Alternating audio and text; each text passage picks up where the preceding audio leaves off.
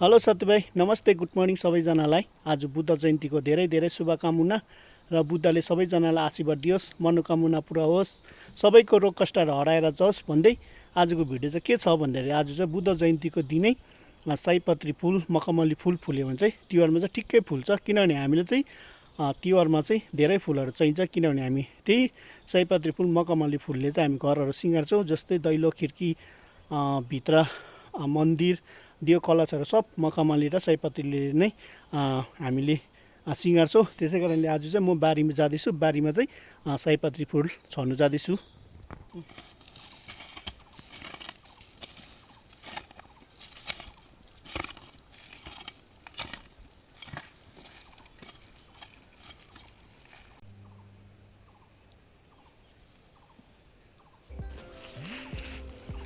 ल हेरिहाल्नु साथीभाइ, मैले चाहिँ यहाँ सयपत्री फुल मखमली फुल चाहिँ छरिसकेँ सानो जग्गा बनाएर।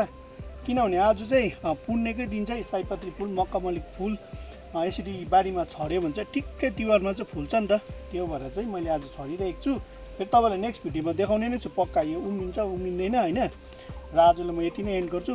हजुरहरूलाई यो आज मेरो सानो भिडियो कस्तो लाग्छ के लाग्छ होइन, यसो comment like and follow share पनि गरिदिनुहोस् होला। फेरि यस्तै गाउँ ठाउँको राम्रो राम्रो भिडियो लिएर उपस्थित हुनेछु। तबसँग बिदा दिनुहोस्। Thank you so much.